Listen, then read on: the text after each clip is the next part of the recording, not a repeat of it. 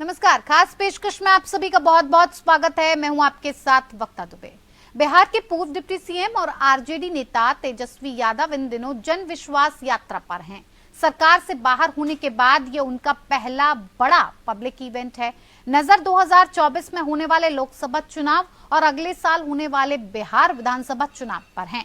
तेजस्वी जिस बस युवा क्रांति रथ से यात्रा पर निकले हैं वो उन्होंने 2020 के विधानसभा चुनाव से पहले बेरोजगारी हटाओ यात्रा के लिए तैयार करवाई थी। हालांकि कोरोना की वजह से यात्रा बीच में ही रद्द करनी पड़ी। अब उसी रथ से वो अलग अलग जिलों में जाकर रोड शो, रैलियां और नुक्कड़ सभाएं कर रहे हैं। वहीं दूसरी तरफ इंडिया गठबंधन के लिए मुश्किल आसान होती नहीं दिख रही है। एक तरफ सीट शेयरिंग पर बात बनी तो दूसरी तरफ प्रदेशों में खेला हो रहा है। अब और इसी बीच एक खबर बिहार से आ रही है। दरअसल राज्यसभा चुनाव से पहले ही विधायकों को लेकर सभी दल चेतावनी बरत रहे हैं। ऐसे में खबर ये कि आरजेडी और कांग्रेस के खेमे में बीजेपी सेंधमारी कर चुकी है। बिहार के विपक्षी महागठबंधन के लिए नई मुसीबत तब पैदा हो गई जब कांग्रेस आरजेडी गठबंधन के 3 विधायक मंगलवार को बिहार के विधानसभा के भीतर सत्ता पक्ष के सदस्यों के साथ जा बैठे। ये नाटकीय घटनाक्रम बिहार विधानसभा में भोजनावकाश के बाद हुआ। कार्यवाही शुरू होने पर आरजेडी की संगीता कुमारी के अलावा कांग्रेस विधायक मुरारी गौतम और सिद्धार्थ सिंह को उप मुख्यमंत्री और प्रदेश बीजेपी अध्यक्ष सम्राट चौधरी के पीछे सदन के भीतर प्रवेश करते हुए देखा गया। इशारा चौधरी ने करने पर सत्ता पक्ष की ओर जाकर बैठ गए और सत्तारूढ़ राजग के विधायकों ने मेजें थपथपाकर इसका अनुमोदन भी किया।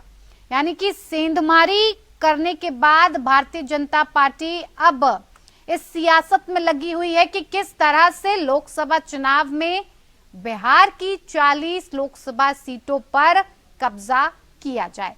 लगातार सेंधमारी की सियासत हो रही है। बिहार के साथ साथ कई और राज्य हैं जहां पर इस तरह के खेले होने की बात लगातार सामने आ रही है। तमाम राज्यों से इस तरह की खबर एक के बाद एक लगातार हम देख रहे हैं और ये एक अब चलन सा चल गया है कि दूसरे विधायकों को अपने पाले में लाने के लिए सेंधमारी का ये जो पूरा कार्यक्रम है ये चल रहा है। और ऐसे में लगातार राजद टूटी और बिखरी हुई एक बार फिर से कांग्रेस पार्टी और आरजेडी बिहार में बिखरे हुए नजर आ रहे हैं। इस महागठबंधन को बहुत मजबूत माना जा रहा था क्योंकि आरजेडी के साथ कांग्रेस पार्टी की सीट शेयरिंग का फॉर्मूला फिक्स हो चुका था। किस तरह से कौन सी सीटों पर कहां कैसे किस उम्मीदवार के साथ लड़ा जाएगा ये तय हो चुका था। लेकिन एंड मौके पर भारतीय जनता पार्टी ने एक और मास्टर स्ट्रोक लगाया और सेंधमारी की सियासत कर कांग्रेस पार्टी के विधायकों को अपने पाले में कर लिया। अभी कहा जा रहा है कि 3 एमएलए तो आ गए हैं, 2 और आएंगे। तो ये ऑपरेशन लोटस की भी बात लगातार कही जा रही है कि ये जो ऑपरेशन लोटस है एक बार लोकसभा चुनाव को देखते हुए फिर से एक्टिव हो गया है और भारतीय जनता पार्टी लगातार सेंधमारी करने में कामयाब होती भी नजर आ रही है। अब सवाल इस बात को लेकर भी उठते हैं कई बार कि आखिर विपक्ष में बैठे सभी पार्टियां, खास करके कांग्रेस पार्टी के साथ उनके कार्यकर्ताओं का, उनके नेताओं का, उनके मंत्रियों का मोह भंग आखिर क्यों होता जा रहा है? किस तरह की कमियां, किस तरह की खामियां कांग्रेस पार्टी के नेतृत्व में हैं जो उसे दिखाई नहीं दे रही हैं और इसका समाधान कैसे ढूंढा जाए ये कांग्रेस पार्टी के लिए फिलहाल बहुत बड़ी चुनौती बना हुआ होगा क्योंकि लोकसभा चुनाव आने में कुछ ही वक्त का समय बचा है। ऐसे में लगातार कांग्रेस में तोड़फोड़, उसके महागठबंधन में शामिल साथियों के गठबंधन में तोड़फोड़ इस बात का इशारा कर रही है कि लोकसभा चुनाव कहीं ना कहीं विपक्ष के लिए बहुत ज्यादा भारी पड़ने वाला है।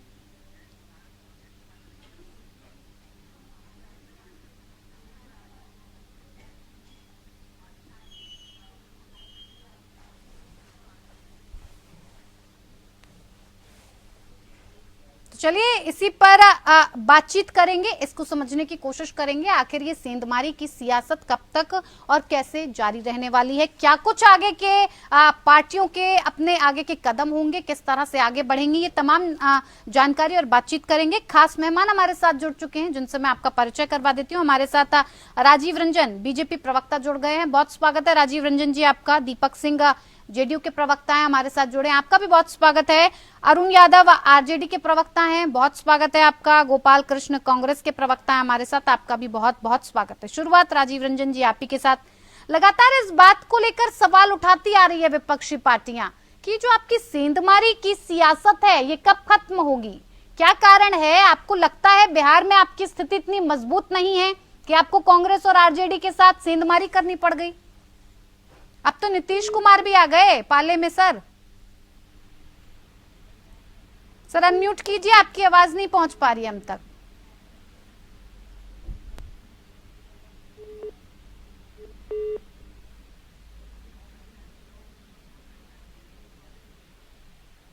तो भारतीय जनता पार्टी के प्रवक्ता हमारे साथ जुड़े हुए हैं राजीव रंजन जी, लेकिन किसी तकनीकी की वजह से उनकी आवाज हम तक नहीं पहुंच पा रही है। हमारे साथ दीपक सिंह जेडीयू के प्रवक्ता जुड़े हुए हैं।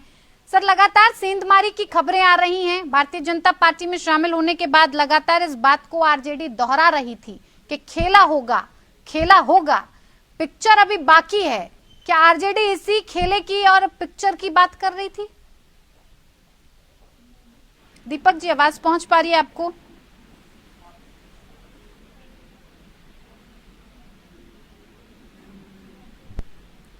दीपक जी आवाज पहुंच पा रही है आपको?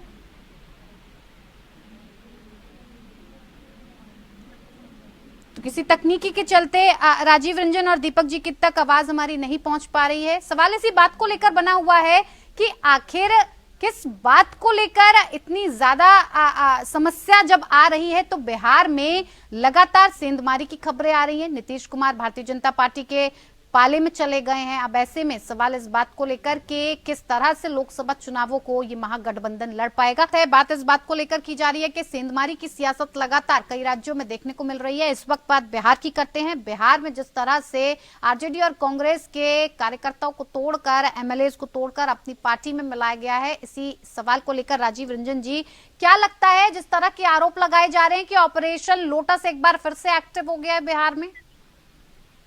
देखिए, सेंधमारी जैसी कोई बात नहीं है और भारतीय जनता पार्टी न कभी कहीं कोई आवेदन लगाती है और न ही कहीं किसी को तोड़ फोड़ में यकीन करती है। सवाल ये है कि आपके विधायक और आपके कार्यकर्ता आपसे नाराज क्यों हैं? आपके विधायक और आपके लोगों को आपके यहाँ उचित मान सम्मान क्यों नहीं दिया जा रहा है? क्यों उनके साथ वैसा बर्ताव हो रहा है कि वो दूसरी पार्टियों की ओर रुख कर रहे हैं? भारतीय जनता पार्टी ने पहले भी स्पष्ट किया था, जब माननीय नीतीश कुमार जी राष्ट्रीय जनता दल के साथ सरकार में थे, तब भी हमने कोई आवेदन नहीं दिया था। हमने ना कोई आवेदन दिया, ना हमने कोई अल्टीमेटम दिया था। तो हमारी पार्टी की ओर से हम लोग सर्वजन हिताय सर्वजन सुखाय हैं। जो हमारे यहाँ आना चाहते हैं हम उनका स्वागत करते हैं। हमने कोई तोड़ फोड़ नहीं किया है, लोग स्वेच्छा से आए हैं, हमने उनका स्वागत किया है। बिल्कुल। जेडीयू के प्रवक्ता भी हमारे साथ जुड़े हैं, लेकिन उससे पहले मैं कांग्रेस गोपाल कृष्ण जी के पास जाना चाहूँ। गोपाल कृष्ण जी, लगातार इस बात को लेकर भी अब अभी भी कहा जा रहा है कि 3 एमएलए आ गए, 2-3 अभी और आएंगे। क्या कारण है सर कि हर राज्य में कांग्रेस पार्टी के साथ कोई भी रहना नहीं चाह रहा है? क्या खामियां हैं, क्या ऐसी कमियां हैं कि आप अपने ही लोगों को रोककर थाम कर नहीं रख पा रहे हैं? सर बिल्कुल आपने सही कहा है कि कोई प्रधानमंत्री जी के साथ दक्षिण भारत में रहना नहीं चाह रहा है, चाहे चंद्रबाबू नायडू जी हो, चाहे एआईडीएमके हो, कोई प्रधानमंत्री जी के साथ मोदी जी के साथ रहना नहीं चाह रहा है। ले दे के इनको कांग्रेस का छोटा सा कार्यकर्ता भी बहुत अच्छा लगता है। उसको गोद में उठा के रहते हैं। और बिहार प्रदेश बीजेपी तो माननीय नीतीश कुमार जी की गुलामी कर रही है। नीतीश कुमार जी जब चाहे चले जाए और बोल के जाते हैं और डांट के भी कि बीजेपी को कि बैठे रहो, हम आएंगे 2-3 महीना के बाद फिर मुख्यमंत्री बनेंगे। तो बीजेपी को तो गुलामी, अंग्रेज की गुलामी करना, यहाँ बिहार में आके नीतीश जी की गुलामी करना और मनोज तिवारी ऐसे नाचने वाले और निरहुआ ऐसे भोजपुरी गायक की गुलामी करना। ठीक है गोपाल कृष्ण जी, मुद्दे से सर मत भटकिए। सर जो सवाल मैंने किया उसका भी तो जवाब दीजिए, और भाषा की थोड़ी मर्यादा रखिए सर। मैं सभी पैनलिस्ट से कहना चाहूंगी कि भाषा की आप मर्यादा रखें। हर बार मैं रोज ये एक ही बात को लेकर नहीं आपको टोकूंगी। आप समझदार हैं, आप अपनी पार्टी को रिप्रेजेंट कर रहे हैं, तो ये समझना चाहिए आपको कि किस भाषा को आपका इस्तेमाल करना है। मैं सच्चाई बताया, सच्चाई कड़वा होता है। हाँ। बहुत कड़वा। सच्चाई सुनाइए, आप बिल्कुल सच्चाई सुनाइए जिसको आपको सुनाना है। सभी पैनलिस्ट आपके साथ बैठे हैं, लेकिन भाषा की मर्यादा रखिए गोपाल कृष्ण जी। बिल्कुल, प्रधानमंत्री जी गुलामी कर रहे हैं। माननीय मुख्यमंत्री नीतीश कुमार जी 3 महीने के लिए छोड़ के कहीं चले गए और बोल के गए थे भारतीय जनता पार्टी को बिहार में कि बैठे रहिए, हम आएंगे और हम फिर मुख्यमंत्री बनेंगे। तो बोला कि हाँ जी मालिक जाइए और आ जाइएगा। तो ये मालिक और गुलाम वाला हिसाब किताब बिहार में था बीजेपी का। बीजेपी डिसिपरेट है। उसके बाद जहाँ जहाँ हमारी सरकार है, चाहे पहले उलट के देख लीजिए मध्य प्रदेश, चाहे कर्नाटक देख लीजिए और अब हिमाचल प्रदेश और कई जगहों पर, तो ये तो हथकंडा है। इनके पास तो जनता नहीं है ना मैडम। इनके पास तो नहीं, इस हथकंडे को, ठीक है, ये भारतीय जनता पार्टी की अपनी रणनीति है, अपना हथकंडा है। इसको नहीं है, ये गुलामी को आप रणनीति नहीं कह सकते। ठीक है, जो भी है सर, आप इसको जो भी नाम देना चाहें, इसे रोकने के लिए क्या तैयारी है कांग्रेस की? कैसे आप करेंगे सर? इस तरह से तो लोकसभा चुनाव में आपका पलड़ा तो बिल्कुल भारी नहीं हो पाएगा। आप बोलने दीजिए, कांग्रेस पार्टी को बोलने दीजिए। ठीक है, सबसे बड़ी तैयारी प्रधानमंत्री के लिए कि हिमाचल की सरकार गिराने के पूरी ताकत लगा लिया, असफल रहे। कुछ दिन पहले झारखंड में पूरी ताकत ईडी का लगा लिया, असफल रहे। तो प्रधानमंत्री जी को मुझे नहीं चाहने के बावजूद भी माननीय प्रधानमंत्री जी को कहना चाहता हूं कि उनको सेल्फ रेस्पेक्ट नहीं रह गया है। इस तरह से सरकार, जनता की चुनी हुई सरकार को छोटे छोटे राज्य में आप गिराने का प्रयास कर रहे हैं। पूरा भारत देख रहा है। और उसके बाद दक्षिण भारत में आपके एक राज्य में नहीं है, सुप्रीम कोर्ट ने आपको चंदा चोर कहा। तो अब क्या बचता है मैडम? एक प्रधानमंत्री है इतने बड़े देश के, वो उनकी एक गरिमा है, उस गरिमा को ठेस पहुंचा रहे हैं उनकी बीजेपी की पार्टी के लोग। बिहार में तो गुलामी करने की हद कर दिया। नीतीश जी जब आ गए तो आप साइलेंट हो जाइए, लड़ लीजिए चुनाव। क्या जरूरत है आप लोगों को, विधायकों को, अगर आप विधायक, अगर हमारे विधायकों को आप डराते हैं क्रिमिनल केस को देखकर, तो उनको अपने भी विधायक पर गौर करना चाहिए कि कितने विधायक उनके पास क्रिमिनल केस है। अभी नीलम देवी जी गई है, अभी चेतनानंद जी गए हैं, नीलम देवी जी गए हैं, ये किस बैकग्राउंड से आते हैं? अरे हम तो वहीं के रहने वाले हैं, तो हम तो जान ही रहे हैं कि कौन क्या। तो अगर इस तरह से अगर आप कहिएगा कि सिर्फ अपराधी, तो अपराधी उनमें भरे पड़े हैं। उनको बीजेपी बिहार में और भारत में उनको अपने पार्टियों पर कार्रवाई करनी चाहिए। ठीक है। अरुण यादव जी आरजेडी से हमारे साथ जुड़े हैं। अरुण यादव जी, जब से अब पार्टी नीतीश कुमार ने बदली है, पाला बदलकर भारतीय जनता पार्टी में गए, उसके बाद से आपने जन विश्वास यात्रा निकालना शुरू किया है। ऐसे में इस यात्रा से क्या कुछ फायदा आरजेडी को होने वाला है? क्योंकि सेंधमारी जो देखी जा रही है, आपका पाला धीरे धीरे खाली होता जा रहा है, चाहे वो भारतीय जनता पार्टी की रणनीति हो, चाहे वो हथकंडा हो। इसको आप कैसे देखेंगे और आगे आने वाले वक्त में आरजेडी की क्या रणनीति होगी? क्योंकि महागठबंधन तो काफी कमजोर नजर आ रहा है अब। देखिए वक्ता जी, लोकतंत्र में जनता मालिक होती है और जनता तय करती है। आप देख रहे हैं कि बिहार में जब से हमारे नेता आदरणीय तेजस्वी यादव जी जन विश्वास यात्रा पे निकले हैं, जिस तरीके से हर सभाओं में और सड़क मार्ग से जा रहे हैं, रोड शो के दौरान हर जाति धर्म के लोग उमड़ रहे हैं। नौजवान हो, किसान हो, बुजुर्ग हो, सारे लोग उन्हें आशीर्वाद दे रहे हैं। यह क्या तय बताता है? यह तो स्पष्ट बताता है कि विश्वास जो है तेजस्वी यादव जी के ऊपर है जनता का, और जनता मुहर लगा रही है कि जो मुद्दे की राजनीति करेगा जनता उसी के साथ रहेगा। बेरोजगारी की बात जो करेगा, महंगाई की बात करेगा, रोजगार की बात करेगा, गरीबी की बात करेगा, तो उनके साथ हमने दिखाया है जनता को। जनता के बीच जनता से जो वादे किए थे हमारे नेता 17 महीने के दौरान महागठबंधन की सरकार में 5 लाख सरकारी नौकरी देने का काम किया, जाति आधारित गणना कराने का काम किया, आरक्षण का दायरा बढ़ाने का काम किया। वही नहीं बल्कि 2,17,000 शिक्षकों की नियुक्ति करने का काम किया, मानदेय 2 गुना करने का काम किया। तो अपार जन समर्थन मिल रहा है। ठीक है, लेकिन ये बात कही जा रही थी तेजस्वी यादव की तरफ से, जब नीतीश कुमार भारतीय जनता पार्टी का दामन थाम चुके थे, उस वक्त आरजेडी के तेजस्वी यादव ये कह रहे थे कि खेला होना अभी बाकी है, पिक्चर अभी बाकी है सर। खेला तो आप ही के साथ होता जा रहा है लगातार। पहले नीतीश कुमार नहीं, चले गए, अब आपके भी लोगों को ले जाया जा रहा है।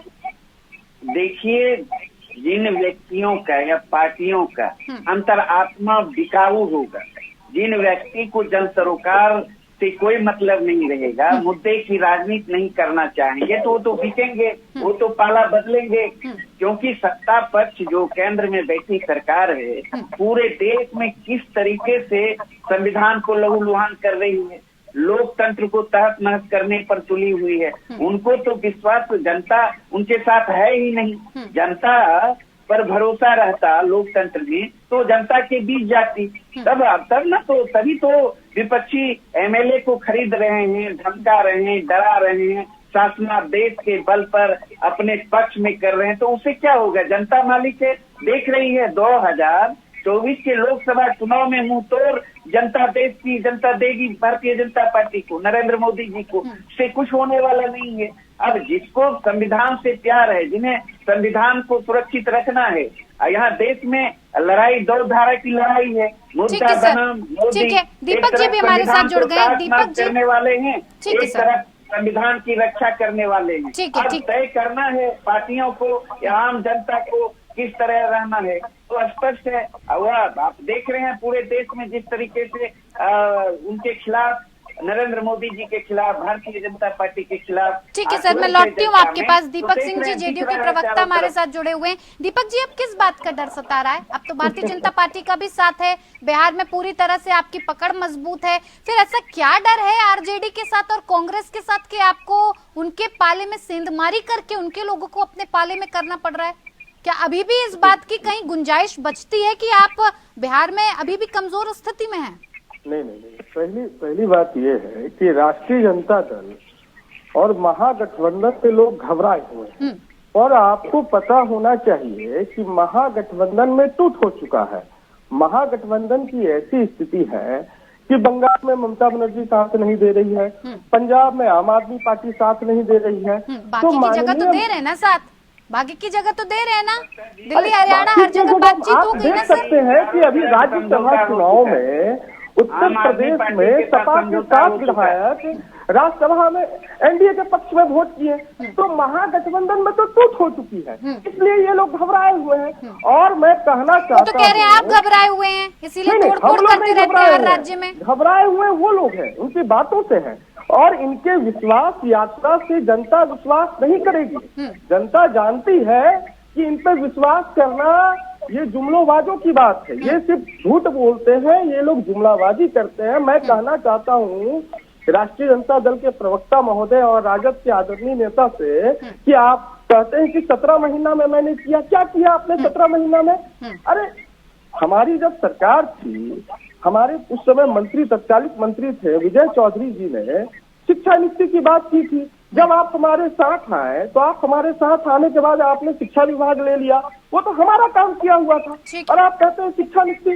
तो मैं कहना चाहता हूँ राष्ट्रीय जनता दल और महागठबंधन में फूट हो चुकी है वक्ता जी, ये जनता भी जानती है और बिहार के तमाम जनता जान चुकी है कि ये जुमलाबाजों की सरकार अब जो है बिहार में। ठीक है राजीव रंजन जी, आप इस बात पर कैसे भरोसा कर सकते हैं कि जो लोग, जो कार्यकर्ता या जो एमएलए अभी फिलहाल भारतीय जनता पार्टी का साथ थाम रहे हैं, आगे आने वाले वक्त में अगर सरकार कांग्रेस की हुई तो ये पाला नहीं बदलेंगे? ऐसे लोगों को आपको अपने साथ जोड़कर कितना फायदा नजर आ रहा है, या फिर ये नुकसान है आपके लिए सर? देखिए, राष्ट्रीय जनता दल के विद्वान प्रवक्ता है, हम इनसे एक चीज जानना चाहते हैं, ये जिस शिक्षा विभाग के नियुक्ति का क्रेडिट लेना चाह रहे हैं, उस विभाग की जो बहाली हुई उसमें इनके मंत्री जी का कितना योगदान था? एक फाइल बता दीजिए जिसको इनके मंत्री जी ने देखा हो। 4 महीने तक इनको अपने एसीएस के साथ लड़ाई करना पड़ा। इनके जो मंत्री जी के जो सेक्रेटरी थे उनको सचिवालय बदल किया गया। मंत्री जी स्वयं 4 महीने तक लगातार कार्यालय नहीं आए और उस विभाग की बहाली की ये हास्यास्पद जो मांग, ये जो क्रेडिट लेना चाह रहे हैं, बिल्कुल हास्यास्पद। राजीव रंजन जी, जो मैंने सवाल किया आपने जवाब नहीं दिया सर उसका। दूसरी बात जी, ठीक है, गोपाल कृष्ण जी क्या कुछ कहना चाह रहे हैं, कहिए सर। देखिए, बीजेपी और नीतीश जी की मजबूरी देखिए या बेताबी कह लीजिए कि जो बिहार के छात्रों को रोजगार दिया गया, कम से कम बिहार के गरीब परिवार का तो गुजारा हुआ, लाखों परिवार का, कम से कम इस हिसाब से तो उसको पॉजिटिव मानिए। इतना निर्दयी हो चुके हैं बीजेपी के लोग कि 10 साल भारत में, बिहार में 9 साल डबल इंजन कहने वाले एक सुई का फैक्ट्री, एक रुई का फैक्ट्री नहीं लगाए कि 10 आदमी को रोजगार मिल रहा है। एक प्रधानमंत्री जी अगर गुजरात से एक कंपनी ला देते बिहार में कि लोग 50 लोग को रोजगार मिल गोपाल गया। कृष्ण जी ये बताइए ना कि लगातार जो लोग जा रहे हैं कांग्रेस पार्टी को छोड़ के लगातार झटके, इससे कोई फर्क नहीं पड़ने वाला, इससे कोई फर्क नहीं पड़ने वाला? कोई फर्क नहीं। कल हिमाचल में हमारी सरकार नहीं गिरा पाए, झारखंड में हमारी गठबंधन की सरकार नहीं गिरा पाए। ये बेचैन लोग हैं, ये अपनी परंपरा और अपने करो तो जेल जाना बर्दाश्त करेंगे, नहीं गिरेगी आपकी सरकार। ठीक है, ठीक है, ठीक है, जल्दी राजीव रंजन जी, जल्दी से सर, जल्दी से 10 सेकंड में बात खत्म कीजिए सर। कांग्रेस पार्टी को निश्चित रूप से विधायकों के जाने से कोई फर्क नहीं पड़ना है। नित प्राय कांग्रेस और राष्ट्रीय जनता दल में नीतीश कुमार जी ने जान फूका। नीतीश कुमार जी ने जब जान फूकी तो जान फूकने वाले, अरे आपको तो नीतीश कुमार जी जान फूक दी है, आपको अकेले लड़ लीजिए, गुलामी तो कर रहे हैं आप लोग, दम है तो अकेले लड़ लीजिए। नीतीश जी के दया पर चल रहे हैं और आप बोल रहे हैं कि ये हो जाएगा। संतोष नहीं है तो दूरगामी विधायक नीतीश जी के दया पर चल रहे हैं आप लोग, अकेले लड़के। ठीक है सर, ज्यादा वक्त नहीं दे पाऊंगी मैं किसी को भी। बहुत बहुत धन्यवाद आप सभी मेहमानों का हमारे साथ इस खास पेशकश में जुड़ने के लिए। तो बिहार में खेला हो गया, बात हिमाचल की करें तो लगातार खेले की खबरें आ रही हैं। तो ऐसे में ये सवाल बार बार उठ रहा है कि ये जो सेंधमारी की सियासत है, ये कांग्रेस पार्टी और उसके महागठबंधन के साथियों के लिए कितना ज्यादा भारी पड़ने वाला है, क्योंकि भारतीय जनता पार्टी लगातार अपना दांव फेंक रही है और उसमें कहीं ना कहीं सफल होती भी नजर आ रही है। खास पेशकश में मेरे साथ इतना ही, नमस्कार।